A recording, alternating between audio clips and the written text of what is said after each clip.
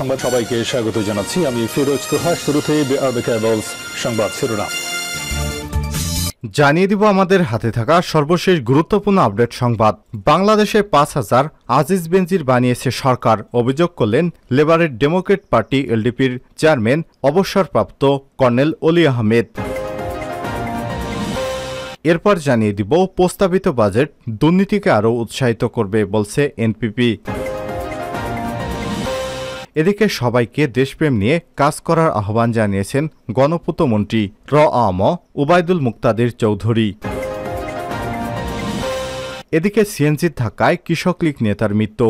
Bogura শিবগঞ্জে CNG চালিত অটোরিকশার ধাক্কায় চিকিৎসাধীন অবস্থায় এক কৃষক লীগ নেতার মৃত্যু হয়েছে। জানিয়ে দিব ডিজিটাল বাংলাদেশের অন্যতম প্রাপ্তি ভূমি ব্যবস্থাপনায় ডিজিটালাইজেশন, বললেন শিক্ষামন্ত্রী মহিবুল হাসান চৌধুরী নভেল। এবং সর্বশেষ জানিয়ে দিব জিম্মিদের উদ্ধারে চতুর্মুখী হামলা, ২০১ ফিলিস্তিনি নিহত। গাজা থেকে ৪ জিম্মিকে উদ্ধার করেছে ইহুদিবাদী ইসরায়েল। দেশটির সেনারা জিম্মিদের উদ্ধারের অভিযানে স্থল, জল এবং আকাশপথে চতুর্মুখী হামলা চালিয়েছে। এতে ২০০ জনের বেশি নিরীহ ফিলিস্তিন নিহত হয়েছে। শনিবার ৮ জুন আল জাজিরার এক প্রতিবেদনে সব তথ্য জানানো হয়েছে। প্রতিবেদনে বলা হচ্ছে, গাজায় জলস্থল এবং আকাশপথে হামলা চালিয়েছে ইহুদিবাদী ইসরায়েল। এতে অন্তত ২০০ জনের বেশি ফিলিস্তিনি নিহত হয়েছেন। ইসরায়েলের এ হামলার পর গাজার উদ্বাস্ত জনগণের মধ্যে নতুন করে যুদ্ধের আতঙ্ক ছড়িয়ে পড়েছে। প্রিয় দর্শক, এতক্ষণ শুনছিলেন সংবাদ শিরোনাম, এবারে বিস্তারিত। তবে তার আগে বন্ধুরা, আপনি কোন স্থান থেকে আমাদের সংবাদটি দেখছেন কমেন্ট করে জানিয়ে দিন এই সংবাদ সম্পর্কে আপনার মূল্যবান মতামত। প্রিয় দর্শক, আপনি যদি আমাদের চ্যানেলে নতুন হয়ে থাকেন, ভিডিওটি দেখতে দেখতে চ্যানেলটি সাবস্ক্রাইব করে রাখুন, যাতে করে আমাদের লেটেস্ট আপডেট সংবাদগুলো সবার আগে আপনার কাছে পৌঁছে যায়। এবারে বিস্তারিত। সরকার ৫,০০০ আজিজ বেনজির বানিয়েছে অলি আহমেদ। লিবারেল ডেমোক্রেট পার্টি এলডিপির সভাপতি কর্নেল অবসরপ্রাপ্ত অলি আহমেদ বীরবিক্রম বলেছেন, বঙ্গবন্ধু তো নিজেই বলেছিলেন, আমি বিদেশ থেকে টাকা আনি আর চার্টার দলের লোকেরা তা চেটে খেয়ে ফেলে। এই চার্টার দলের লোকেরাই তো সরকার চালাচ্ছে। এখন চোরের খনি দেশ চালাচ্ছে, কম্বল চোরেরা দেশ চালাচ্ছে, যারা রিলিফের মাল চুরি করে দেশে যারা অকারণে বেনজির আজিজের মতো লোকের সৃষ্টি করেছে। এ ধরনের প্রায় ৫,০০০ বেনজির আজিজ সৃষ্টি করেছে সরকার। শনিবার ৮ জুন বিকেলে ঢাকা রিপোর্টার্স ইউনিটি DRU মিলনায়তনে এক আলোচনা সভায় তিনি এসব কথা বলেন। বিএনপির প্রতিষ্ঠাতা রাষ্ট্রপতি জিয়াউর রহমানের ৪৩তম মৃত্যুবার্ষিকী উপলক্ষে এ সভার আয়োজন করে জিয়া পরিষদের চেয়ারম্যান ডাক্তার আব্দুল কুদ্দুসের সভাপতিত্বে এবং আবুল কালাম আজাদের সঞ্চালনায় সভায় আরও বক্তব্য দেন বিএনপির যুগ্ম মহাসচিব সৈয়দ মোয়াজ্জেম হোসেন আলাল, বিএনপির শিক্ষা বিষয়ক সম্পাদক ডক্টর ABM উবায়দুল ইসলাম, ঢাকা বিশ্ববিদ্যালয়ের সাদা দলের আহ্বায়ক অধ্যাপক লুৎফুর রহমান, জাহাঙ্গীরনগর বিশ্ববিদ্যালয়ের কামরুল হাসান, জিয়া পরিষদের আব্দুল্লাহিয়ান মাসুদ প্রমুখ। মুক্তিযুদ্ধ প্রসঙ্গে অলি আহমেদ বলেন, জিয়াউর রহমান দেশের স্বাধীনতা ঘোষণা করেছেন। রেডিও স্টেশনে এটি নিয়ে কোনো বিতর্ক করার কোনো সুযোগ নেই। আমরা তো বলি, বঙ্গবন্ধু দেশকে তৈরি করেছিলেন, মুনাফেকের দ্বারাই কেবল এটা নিয়ে কথা বলা সম্ভব। আজকে শুধু বাংলাদেশ নয়, গোটা বিশ্ব মুনাফেক বেঈমানদের হাতে বন্দী। গোটা বিশ্ব আজ অশান্ত অবস্থায় আছে, কারণ আমরা মিথ্যা কথা বলি, দুর্নীতি করি, টাকা পাচার করি, ব্যাংকের টাকা নিলে তা পরিশোধ করছি না, যত রকম অপকর্ম আছে সবই করছি। ঢাকার গুলশান বনানীতে অনৈতিক কাজের এমন অবস্থা তৈরি হয়েছে, আপনি যেতে পারবেন না। ঢাকার বিভিন্ন জায়গায় যেন ব্যাংককের মতো পতিতালয়ের মতো জায়গা সৃষ্টি করা হয়েছে। এ অবস্থা বানিয়েছে বর্তমান অনৈতিক অনির্বাচিত সরকার।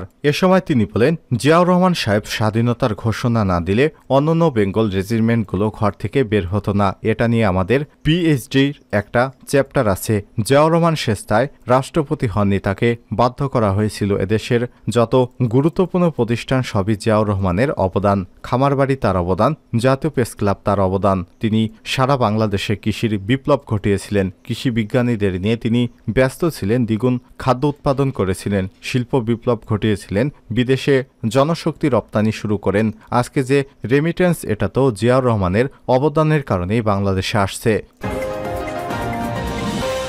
প্রস্তাবিত বাজেট দুর্নীতিকে আরও উৎসাহিত করবে এনপিপি ২০২৪-২৫ অর্থবছরের প্রস্তাবিত বাজেটে অপদর্শিত আয় তথা কালো টাকা সাদা করার সুযোগ দেশে ঘুষ দুর্নীতিকে আরও উৎসাহিত করবে বলে মন্তব্য করেছেন জাতীয়তাবাদী সমমনা জোটের প্রধান শরিক ন্যাশনাল পিপলস পার্টি এনপিপি চেয়ারম্যান ড ফরিদুজ্জামান ফরহাদ। শনিবার ৮ জুন বিকেলে রাজধানীর মতিঝিলে এনপিপির চেয়ারম্যানের অস্থায়ী কার্যালয়ে দলের কেন্দ্রীয় কমিটির এক জরুরি সভায় সভাপতির বক্তব্যে সব মন্তব্য করেছেন তিনি। ড ফরিদুজ্জামান ফরহাদ বলেন, এই বাজেট জনগণকে ফোকলা বানানোর বাজেট। প্রস্তাবিত বাজেটে রাজস্ব আয়ের লক্ষ্যমাত্রাও বাস্তবসম্মত নয়। বাজেটে জাতীয় ঋণের বোঝা আরও বৃদ্ধি পাবে।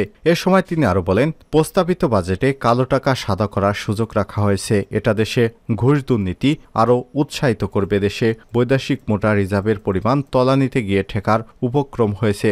মুদ্রাস্ফীতির ফলে দ্রব্যমূল্যের ঊর্ধ্বগতিতে সাধারণ মানুষ আজ দিশেহারা। প্রস্তাবিত বাজেট দ্রব্যমূল্যের ঊর্ধ্বগতি রোধে কোনো ভূমিকা রাখবে না, বরং নতুন করে বহু জিনিসপত্রের দাম বাড়বে। সবাই আরও বক্তব্য রাখেন দলের মহাসচিব মুস্তাফিজুর রহমান মোস্তফা, প্রেসিডিয়াম সদস্য নবিউল্লাহ চৌধুরী, যুগ্ম মহাসচিব মোহাম্মদ ফরিদউদ্দিন, সাংগঠনিক সম্পাদক মোহাম্মদ ফখরুজ্জামান, দপ্তর সম্পাদক অ্যাডভোকেট ফরিদ, সহদপ্তর সম্পাদক লুৎফর রহমান, ঢাকা মহানগরের সাধারণ সম্পাদক মোহাম্মদ নজরুল ইসলাম প্রমুখ। সবাইকে দেশপ্রেম নিয়ে কাজ করার আহ্বান গণপূর্ত মন্ত্রীর। প্রধানমন্ত্রী শেখ হাসিনার নেতৃত্বে সবাইকে দেশপ্রেম নিয়ে কাজ করার আহ্বান জানিয়েছেন গৃহায়ন এবং গণপূর্ত মন্ত্রী ওবায়দুল মুক্তাদির চৌধুরী। শনিবার ৮ জুন রাজধানীতে বিদ্যুৎ ভবনে বাংলাদেশ সিভিল সার্ভিস ১৯৮৫ ফোরামের উদ্যোগে এসডিজি বাস্তবায়ন শীর্ষক কর্মশালায় প্রধান অতিথির বক্তব্যে সব মন্তব্য করেন তিনি। ওবায়দুল কাদের মুক্তাদির চৌধুরী বলেন, বর্তমানে নাগরিকদের মাঝে দেশপ্রেমের অভাব রয়েছে, যে অপরিসীম ত্যাগ এবং রক্তক্ষয়ী সংঘর্ষের মাধ্যমে ৩০ লক্ষ শহীদ ও ২ লক্ষ মা বোনের সর্বোচ্চ ত্যাগের বিনিময়ে আমরা স্বাধীন সার্বভৌম একটি রাষ্ট্র পেয়েছিলাম। সেই আত্মত্যাগ এবং আদর্শের মহিমা সমাজের সর্বস্তরে প্রতিষ্ঠা করতে হবে। সবাইকে দেশপ্রেমে উদ্বুদ্ধ হয়ে মানুষের কল্যাণে কাজ করতে হবে। তিনি বলেন, কাজ করতে গেলে বাধা আসতে পারে। কর্মকালীন আপনারা এক ধরনের পরিবেশে কাজ করছেন। অবসর গ্রহণের পর কাজ করতে গেলে ভিন্ন ভিন্ন পরিবেশে ভিন্ন ভিন্ন পরিস্থিতি মোকাবিলা করতে হবে। সকল চ্যালেঞ্জ মোকাবিলা করে সকল বাধা অতিক্রম করে আপনারা কাজ করুন। আমি আপনাদের পাশে আছি ইনশাল্লাহ।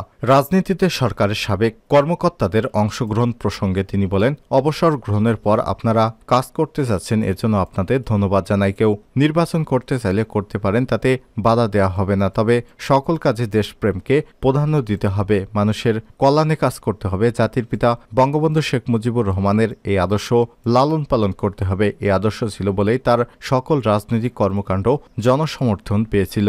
বাংলাদেশ সিভিল সার্ভিস ১৯৮৫ ফোরামের সভাপতি মোহাম্মদ মোশাররফ হোসেনের সভাপতিত্বে কর্মশালায় বিশেষ অতিথি হিসেবে ছিলেন বাংলাদেশ ব্যাংকের গভর্নর আব্দুর রউফ তালুকদার। কর্মশালায় মুখ্য আলোচক ছিলেন প্রধানমন্ত্রীর কার্যালয়ের এসডিজি বিষয়ক মুখ্য সমন্বয়ক মোহাম্মদ আক্তার হোসেন। কর্মশালায় এসডিজি বাস্তবায়নে স্থানীয় প্রশাসনের সঙ্গে সমন্বয় করে কাজ করতে আগ্রহী বিসিএস ১৯৮৪ ব্যাচের ২ শতাধিক কর্মকর্তা উপস্থিত ছিলেন।